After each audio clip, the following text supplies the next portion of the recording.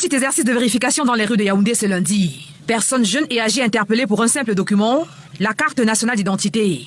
À la place, des récépissés qui datent. Et le récépissé là est même déjà périmé. Et là où je suis là, je ne sais pas sur quel pied danser. Depuis 2021 que j'ai fait établir ça, j'ai même dû refaire un autre récépissé. Jusqu'à présent, il n'y a pas toujours de carte. Même pour les enfants, tout ça, rien. Jusqu'à aujourd'hui, il n'y a pas. Jusqu'à présent, j'ai toujours mon récépissé avec moi. C'est depuis 2021 qu'on ne fait que proroger. Proroger le récépissé est devenu une habitude, presque un rituel pour ces demandeurs de l'ancien modèle de la CNI. Chacun traîne son bout de papier, renouvelé au fil des mois, des années parfois. Dès que l'espace finit, on nous donne le papier, on sort et puis on colle, on met le cachet. Ça a déjà l'épaisseur comme ça. Ça fait environ 10 ans que j'ai ce problème. Quand je fais la carte, ça ne sort pas. J'ai fait à 10e, j'ai fait à... vous appelez quoi? On appelle quoi là? Gare, au pont de la gare. 2 fois. On m'a envoyé un temps à Amban. On part, on fait des choses, rien. C'est ce que je dois faire. Il n'y avait pas de solution. Jusqu'à maintenant. Le temps s'en est allé. Derrière lui, des visages fatigués, des citoyens pris en otage par un système qui trop souvent leur échappe. Mais voici qu'un vent nouveau souffle. Une CNI en 48 heures, promesse d'un futur plus fluide. Beaucoup veulent y croire, même si la méfiance reste de mise. On ne peut rien attendre, mais sinon c'est tellement gênant. Moi je suis même fatigué de passer à chaque fois, regarder, bon, c'est vraiment strayant, c'est pas du tout normal. Est-ce qu'on doit même garder espoir, hein? C'est quelque chose qui doit couler comme de l'eau de roche, hein? Une carte d'identité. Parmi ces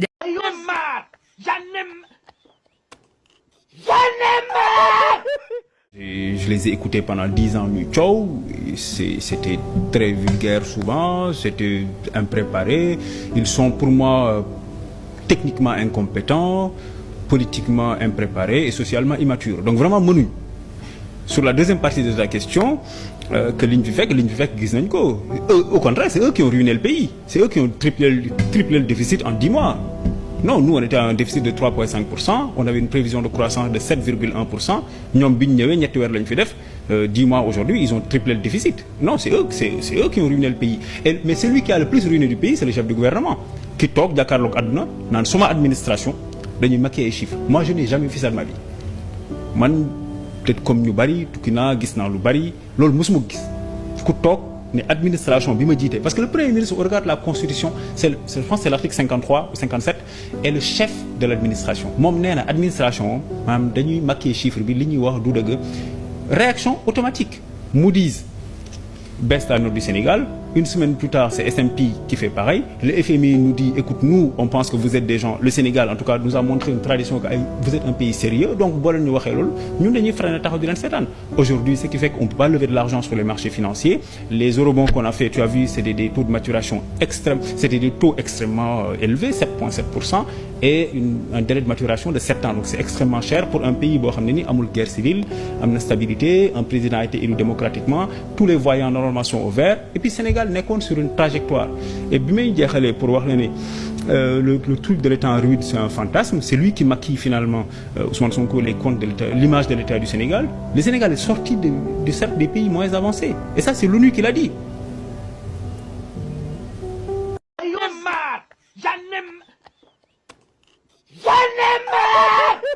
J'ai 60 ans. Elle est très obéissante et très attentive. Et je l'aime fort car vu mon âge, j'ai très envie de ressentir la chaleur de son corps. Sa chaleur corporelle m'a plu et c'est ce qui fait que nous cohabitons ensemble. Il a des relations sexuelles avec elle? Oui. Même si je suis vieux, j'ai encore de la vigueur pour la satisfaire. Et les gars, je suis trop énervé. Moi, c'est des combats comme ça que j'ai envie de mener, les gars. Quand j'ai vu la vidéo, j'étais trop énervé, les gars. Et ça m'a foutu la rage, gros. Comment tu peux faire ça? Ça se voit, la fille, elle est députée. Et elle est grave députée, frère. Elle veut même pas être là. Et c'est une dinguerie, wesh. Et souvent, ça, c'est les... Comme je disais, comme je disais, les gars, ça, souvent, c'est les parents. C'est la faute des parents, frère. Et tu donnes ta fille, gros. La fille, elle a 13 ans. Même si, vas-y, disons, même si elle avait 20 ans, 23 ans. Gros, tu la donnes pas au vieux, frère. Wesh. Gros, là, c'est carrément lui, moi, je vois ça, c'est même pas de l'amour, ça. Lui, c'est un violeur, frère. C'est même pas de l'amour, ça, les gars. La tête.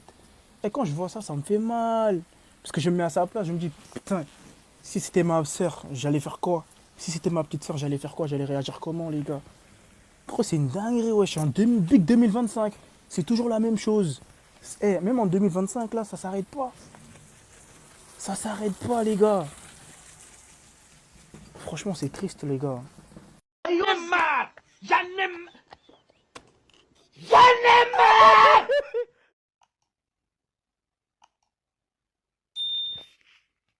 Ce que les libéraux oublient, comparaison n'est pas raison. Mais Ouattara n'est pas un président paresseux, comme Biya. Biya, c'est un président paresseux. Les Sassou Nguesso, je suis allé dans ces pays. Regardez le Cameroun, 42 ans de pouvoir de Biya, il n'y a pas de route. Ça, c'est les présidents paresseux. Vous allez au Congo, il n'y a même pas d'eau potable avec Sassou Nguesso. Lui aussi, il a fait 40 ans de pouvoir. Ce sont des faits qui sont là, devant nous, qu'on voit. J'ai été interpellé. Mesdames et messieurs, à tous ceux qui ont visualisé ma dernière interview dans le média Actu People, c'est une longue interview que j'ai faite sur l'actualité ivoirienne, j'ai eu à tenir des propos en faisant des comparaisons qui n'ont pas plu aux autorités gouvernementales de la République du Congo-Brazzaville. Je n'ai pas de façon délibérée voulu porter atteinte à l'image du Congo, à l'image de son président. Non, non, ce n'était pas cela. Peut-être que mes propos ont dépassé ma pensée. Alors je voudrais en toute humilité, Excellence, vous présenter mes excuses. Je tiens à cela parce que j'aime le Congo, j'ai beaucoup d'amis congolais. Il m'est arrivé d'aller au Congo, c'est un pays que j'aime. Et peut-être, comme le dit l'adage, qui aime bien châtie bien. Voilà, il faut le prendre comme tel. Mais l'intention n'était vraiment pas de mettre à mal les rapports entre le Congo, Brazzaville et la Côte d'Ivoire. Si j'ai vraiment froissé ou heurté les autorités congolaises, je voudrais leur dire